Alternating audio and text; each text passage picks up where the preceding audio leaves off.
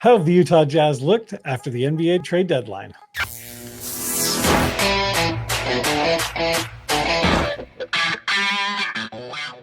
All right, so let's go ahead and talk a little bit about the Utah Jazz, shall we? Yes, Darren. We need to. We need to.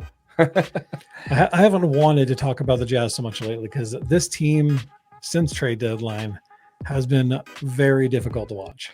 Yeah, 0-3 since the deadline. Yep, which is not great. Over the last 3 games, the number one thing that stands out to me is definitely going to be the defense. How that's slipped over the last. It's been since before the trade deadline. Yeah, but definitely over the last 3 games, we're starting to see 129 points against the Phoenix Suns, another 129 points against Golden State Warriors, and 138 points against the Lakers last night, who were missing LeBron James, who's not playing on the second night of a back-to-back. Yep. So, yeah, I mean, over the last 3 games, the Jazz are allowing 131 points per 100 possessions. Oof. That is rough, man. That's very rough. That is really, really bad.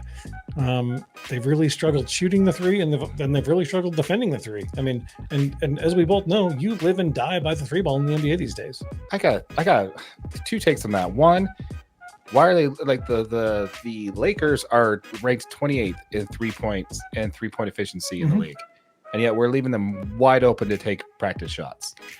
I don't know. I don't know a whole lot about Rui Hachimura, but this dude was just torching us last night. Right. And he's got 8 feet to the nearest defender, and he's just knocking down wide open. He's still an NBA player. Why are you leaving him that wide open?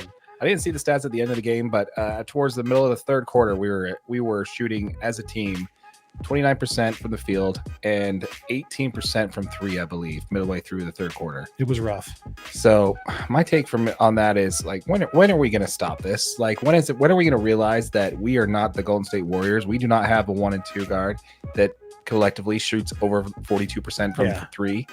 Like, why are we taking so many threes as the Jazz? I know that's the league, now, but this team does not have 3-point shooting. Yeah, we don't. I mean, Clarkson, you said it yourself on one of our previous episodes from season 1. So, geez, remember that one. Go back and check out that video when we talked about JC re-signing. That he's a streaky shooter. He's either on or he's not.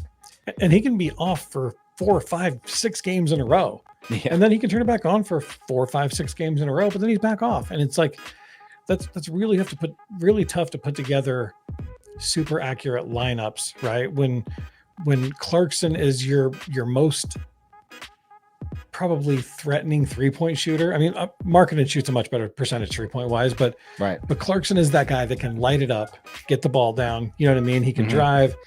He can create his own shot, because once he can shoot the 3 and you've got to step up on him, he can put the ball on the floor and go past you and get an easy 10, 15 footer, right? Right. So he demands so much gravity because of his ability to score the ball in multiple levels. But when he misses one shot, man, you're just like, this could be a very long night for us. Yeah, like, definitely can. And it's tough, man. Part of it is definitely, the defense decline. I wouldn't put so much of it on. Well, first of all, the biggest part is the Jags have lacked that rotational depth at the wing spot since they traded away Simone Fontecchio. I think that's the biggest piece. Ochai, to an extent, however, I do notice that ever since his shooting dropped, he wasn't really much in the rotation towards the end there. He wasn't in the rotation so much, but he gave us some really good defensive minutes, though. He did, but those minutes weren't 20 minutes a game. He dropped down to like 8 minutes a game, if that. So I do think the biggest piece is going to be Fontecchio not being a solid defender, not being there, and obviously with Olynyk, also being gone is a big piece of that too. Yeah. Interestingly enough, the Jazz do not currently have a lineup that has played over 100 possessions together that is a positive plus-minus team. Yeah. On that cheery note, let us know in the comments, folks. If you're watching this live, let us know what you think as well on, how the Jazz are playing so far. We'd love to hear from you. Yeah. So again, Ochai, yes, definitely a great, probably one of our best easily our best defending wing. Our best defending guard we had on the team. Yeah. And, it's not Adam Dunn. Chris Dunn is doing an amazing job as far as now he is our lead defending guard, I would say. And he might have been there before, because Chris Dunn's done a really, really fantastic job this whole entire season, right? Like he's played really well. You kind of saw him get into his rhythm where he's good moving the offense. He's pointing on the, he's pointing on the court. He's trying to get people to say where they need to be, and he's watching that kind of stuff. So that's important. But when you lack any kind of actual like cohesion with the groups that are on the floor, dude, it's just absolutely crazy. Yeah. Now, as far as I would say, when it comes to not only just the lack of depth we have as far as defensive presence go on the team, I'd also say defensively, what's hurting this team is also going to be lack of communication. Now, we joked about this previously on another episode, but anytime that THT is getting significant minutes, we're going to lose the game. It's also kind of funny how the term communication lapses really seems to jump out and be a common occurrence when THT is in the rotation as much as he is. That's tend to be something that the coach Hardy does say at the end of games. I don't know if you're reading between the lines like I am when he makes those post-game comments. But, you also have Larry Markkinen, who spent most of his season as a 4, now playing a lot of minutes as a 3 than he wasn't playing before. So over the last 3 games, that seems to be something that stepped up. Also, Kessler said in an interview that when you help over, when you shift, it's confusing guys when to shift, which guys are running into screens. Personally, not being a good communicator, I can do a better job doing that depending on who's being screened. So that's him kind of taking on the load there. I really don't think defensively, I mean, the guy had 3 blocks in the first quarter against Golden State. So defensively, I think he's doing his job. I think the helper is kind of breaking down there, and I think we have a problem. We definitely have a problem with communication with these rotations for sure. Yeah. So it's funny you mentioned THT. The Jazz have one lineup that's played over 100 possessions, right? That is currently minus 21.4. Do you want to give a guess to the 5 players that are on the lineup in that? Okay, so that's definitely going to have. We're definitely going to have THT on there for sure. We're going to have. We're going to have Kessler. He's going to be on the floor. Yep. We're going to have John Collins. Yep. We're going to have, I want to say Keontae. Nope. No, it's going to be Sexton. Nope. No. Who am I thinking? Jordan. Really? Jordan? Yeah. JC? No way. Yep. Okay. And then Larry. Yeah. Yep. So THT, Clarkson, Markkinen, Collins, and Kessler are a minus 21.4. They're the only lineup that the Jazz currently still have, right? Because this is taking out obviously any rotations with Olynyk or Ochai or Simone. Because we have a bunch of rotations that are over 100 possessions with Ochai, Simone, or KO that are positive in the plus minus. This is the only rotation that we still have that has over 100 possessions, and it's a negative 21.4 in the plus minus, meaning we're scoring 101 points and allowing 122 points in that same time. Oof. Yeah, that's tough. That's really tough. I know I'm a bit hard on THT, but he is basically the Coors Light banquet beer version of JC. He's a little less talented, a little less fast, but they're basically they're facilitating the same role. So it does not blow my mind that we have 2 streaky shooters that are both. THT is a terrible 3-point shooter, and he took 5 or 6 wide open shots last night that I literally called miss. And I had people turning around looking at me, and I was just like, he's a terrible 3-point shooter. He shouldn't even take that shot. Yeah. His best bet is to put it on the floor and drive and get a 15-footer.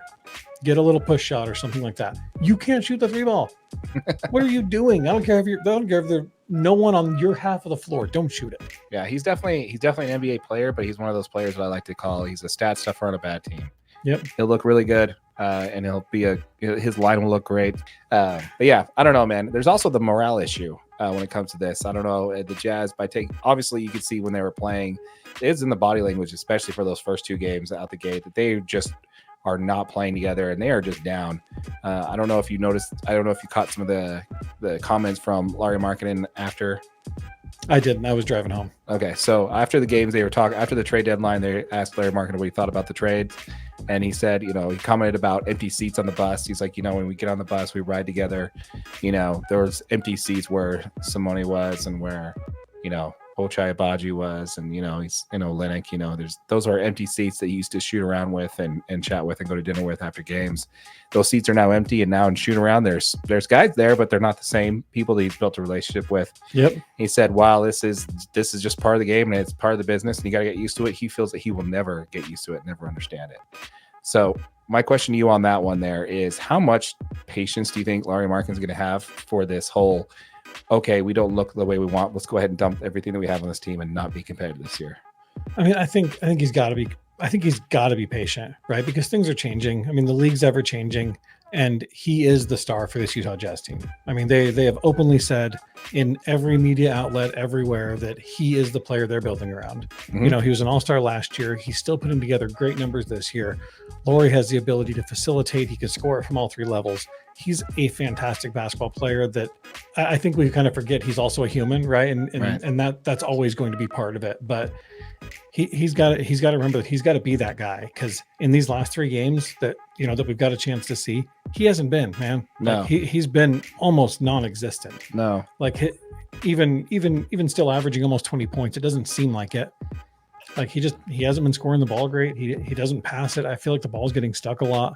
I just want to kind of wrap it up by saying, like, the Jazz need to find a lineup that you can get effort, right? Mm-hmm. Like, I get it. The team's been ripped apart. KO's gone. Ochai, Simone. These were all part of the motor that made that Jazz team go. And they weren't fantastic. They weren't great. They weren't going to win the NBA championship, but they were winning ball games that they shouldn't have won. Right. Plain and simple. They were winning games. They were beating teams that they didn't have any business winning. They're in typical Jazz DNA, losing to teams they shouldn't lose to and winning games they shouldn't win. Yeah, It felt like a normal Jazz team for sure. Yeah. But anyway, let us know in the comments down below. Let us know what you think. We want to hear from you guys. Yeah. So if you're watching on YouTube, this is also available as a podcast anywhere you can tune into it anywhere you get your podcasts, audio only. Absolutely. And if you are watching on YouTube, we're also going to have right here, we're going to have a link to our other coverage on the Utah Jazz. So be sure to check that out as well. There's going to be a subscribe button right in the middle. Make sure you click that so you don't miss out on any of our videos that we drop. Right there. Perfect.